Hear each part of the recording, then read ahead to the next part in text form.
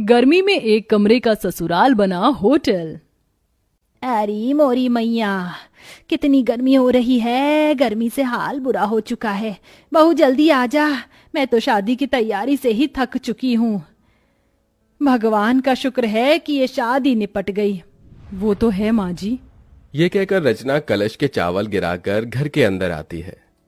अरे अंतरा, अब तो तेरी बहू आ गई है। अब तो तेरी बहू के हाथ से खाना खा पी कर जाएंगे। अरे जरा हम भी तो देखे बहू कितना अच्छा खाना बनाती है।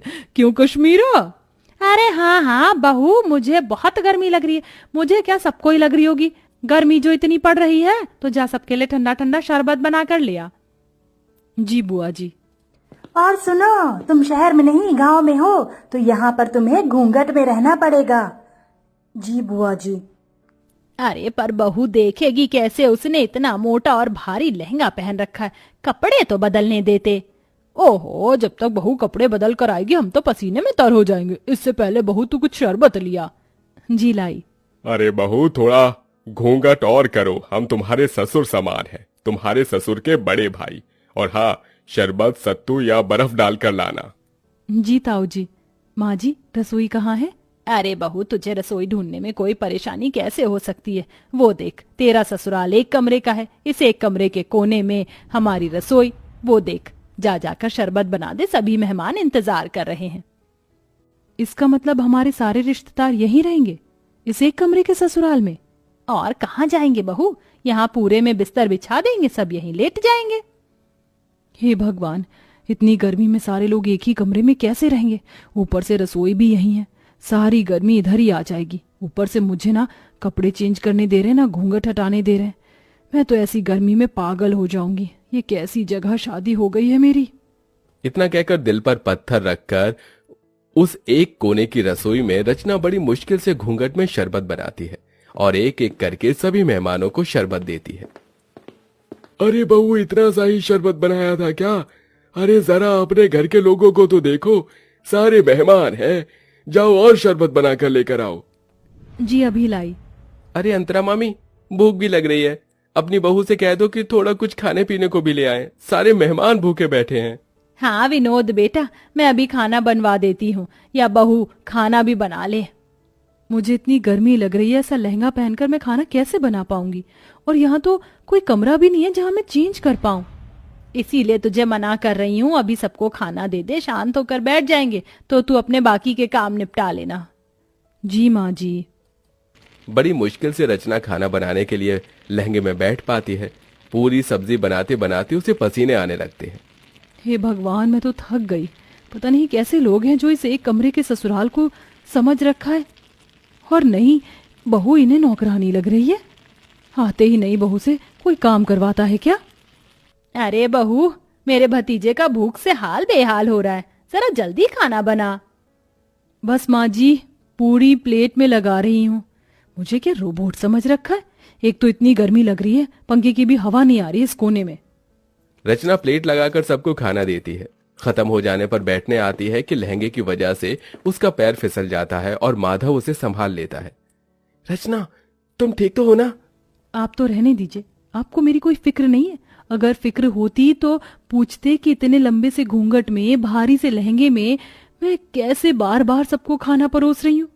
ये मैं ही जानती हूँ। आपको क्या है, अपना सहरा शेरवानी उतार कर बैठ गए हैं 4 जनों में की करने। अरे रचना, ऐसी कोई बात नहीं है, मैं माँ से बात करता हूँ। अरे बेटा, यहाँ बहू के साथ क्या कर रहा है? हमारे साथ भी आ जा, बैठ जा। और बहू, राजन विनोद की प्लेट खाली है, जा उन्हें सब्जी पूरी दे दे। जी जी अभी। और तुम तो छोड़ो मेरा हाथ। वो से में रचना अपने पति के पेट में एक कोहनी मारकर चली जाती है। आउच! क्या हुआ बेटा? कुछ नहीं ताऊ जी। फिर सबको खाना देने के बाद रचना थक जाती है और बैठे बैठे सो जाती है। उसे देख कश्मीरा जगाने जाती है तो माधव मना कर देता है। बुआ जी, उसे उठाइएगा मत, बेचारी गृह प्रवेश के बाद से ही सबको खाना दे रही है, एक पल के लिए भी बैठी नहीं है। और देखिए कितना पसीना आ रहा है, उसे लहंगा भी नहीं उतारने दिया आप सबने, थोड़ा तो रहम कीजिए। ओहो, देख रही है, तेरा बेटा अभी से ही बहू के पक्ष में हो गया। चलो अच्छी बात है, हम कौन से तुम्हारी पत्नी को परेशान कर रहे हैं, सोने दो। माधव पास के बिस्तर पर उसे सुला देता है और एक पर्दा डाल देता है, जिससे सारे बड़े बुजुर्ग रिश्तेदार उसे ना देखें। ऐसे ही शाम हो जाती है। रचना अपने कपड़े बदलकर आराम से बैठी थी कि मौसिया सास सुधा उसके पास आती है। अरे बहू, तुझे कितनी बार बताऊं घूंघट करके रख, तेरे किसी भी सास ससुर ने देख लिया तुझे तो गजब हो जाएगा। नई बहू को पर्दे में ही रहना चाहिए, समझी? अब जा जाकर चाय बना। मैं चाय तो बना दूंगी, पर मैं तो पहले इस तरफ बैठी हूं ना, मुझे कोई भी नहीं देख सकता, तो थोड़ी देर घूंघट ऊपर कर लूंगी तो क्या हो जाएगा। मुझे भी गर्मी लग रही है, और ऐसा तो है नहीं किसी ने मेरी शक्ल नहीं देखी, सबने शादी में मुझे देखा है। देख ले अंतरा, देख ले तेरी बहू कैसे अभी से ही जबान लड़ा रही है। अरे मैं तो मौसी हूँ, मुझे इस बात का बुरा नहीं लगेगा, लेकिन कोई और होता तो तौबा तौबा तौबा। छोड़ ना सुधा, ऐसी बात नहीं करते, जा सबके लिए चाय नाश्ता लेकर आ। ये बोलते ही रचना घूंघट करके फिर से गर्मी में सबके लिए चाय बनाती है। अब इतने सारे मेहमान थे, हर कोई थोड़ी थोड़ी देर बाद अपने खाने पीने की फरमाइश कर रहा था।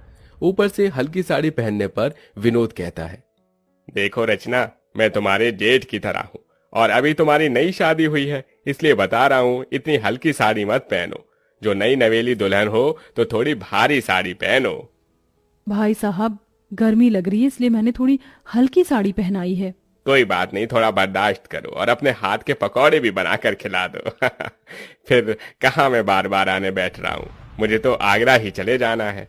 अब मेरा भेजा फ्राई हो रहा है, शादी करके पछता रही हूँ। इससे पहले ही बढ़िया थी मैं जब जीन्स टॉप पहनकर विदाउट कोई घूंघट के इधर उधर रहती थी, पर इन बड़े लोगों ने तो मेरा जीना हराम कर दिया। ऊपर से इतना छोटा ससुराल है, हर जगह कोई ना कोई बैठा है। सच में कमरे के ससुराल को होटल समझ लिया है, जाने का नाम ही नहीं ले रहे। जब से आए बहू ये, जब से आए बहू वो। जी भाई साहब, लाई अभी पकौड़े। इतना कहकर रचना फिर से चूल्हा जलाकर गर्मी में बैठकर पकौड़े बनाती है। उस चूल्हे का धुआं और गर्माई सीधे रचना के मुंह पर लग रही थी। बस अब मुझे और नहीं होगा, मैं पागल हो जाऊंगी इस गर्मी में, थोड़ी देर बाहर चली जाती हूँ। पकौड़े उतार कर वो थोड़ा बाहर जाकर हवा लेते हैं। भले ही बाहर गर्मी सही, लेकिन उतनी भभक तो नहीं है जितना अंदर एक कमरे में है। भगवान जाने कैसे आलसी जानवर की तरह सब एक साथ अंदर हैं, ये भी नहीं कि अपने घर चले जाएं। अरे सर, सुकून तो अपने घर पर ही होता है, लेकिन यहाँ के रिश्तेदार बड़े मक्खी की तरह हैं जो गुड़ से चिपक जाते। एक काम करती हूँ, फ्रिज के ठंडे पानी से मुंह धोकर अंदर चली जाती हूँ, वरना सब बोलेंगे। फिर रचना ठंडे पानी से मुंह धोकर फिर सबके काम करने लगती है। ऐसे ही 4 दिन से हफ्ता और हफ्ते से 2 हफ्ते हो जाते हैं, लेकिन मेहमान जाने का नाम नहीं लेते। उन्होंने नई बहू को गर्मी में बिल्कुल काम करवाकर परेशान कर दिया था। ऐसे में रचना की हालत बहुत खराब हो जाती है, क्योंकि वो बेचारी खुद भी खा पी नहीं पाती है। पति से अपनी परेशानी बताती है, लेकिन वो नजरअंदाज कर देता है। बहू एक दिन गर्मी में कपड़े सुखाते सुखाते बेहोश हो जाती है। माधव फौरन डॉक्टर को घर पर बुलाता है, तो डॉक्टर बताता है, देखिए, गर्मी में इनकी हालत बहुत डाउन हो चुकी है। और इतनी मोटी साड़ी क्यों पहनी है आप लोगों ने? आप जून जुलाई की गर्मी से वाकिफ नहीं है क्या? और इतने सारे लोग क्यों हैं? यहाँ पर मरीज के पास ज्यादा लोग रहने से और घबराहट पैदा होती है। देखिए माधव जी, हो सके तो थोड़ा रेस्ट करने वाला एनवायरनमेंट प्रोवाइड करवा दो तो बेहतर होगा। जी डॉक्टर। ये सब इसी वजह से हो रहा होगा। बहू ने मुझे बोला था कि उसे परेशानी हो रही है, फिर भी मैंने इसकी एक नहीं सुनी। बेटा, डॉक्टर साहब सही कह रहे हैं, देख बहू का पग फेरा भी नहीं हुआ। ऐसा कर, तू इसके मायके ले जा इसे। ठीक है माँ। बहुत हो गया, कहीं ना कहीं ये रिश्तेदार भी मेरी बहू के इस हालत के जिम्मेदार हैं। बहुत दिन खाना खा लिया मेरे घर को होटल समझकर, अब मुझे इन्हें यहाँ से निकालना ही होगा। सुनिए, आप सब थोड़ा बाहर जा सकते हैं? जो डॉक्टर साहब ने बोला है उसी के लिए बोला है मैंने। हाँ हाँ ठीक है, चलो चलो सब बाहर चलो। उनके बाहर जाते ही अंतरा बहू से कहती है, बहू मैं समझ सकती हूँ, तू बहुत परेशान हो गई थी, इसलिए अब मैं तुझे तेरे मायके भेज रही हूँ और इन मेहमानों की तो छुट्टी मैं करूंगी। काश तेरी ये बात मैंने पहले समझ ली होती। कोई बात नहीं माँ जी, ये सब हो जाता है, आप अपना ख्याल रखना। हाँ हाँ।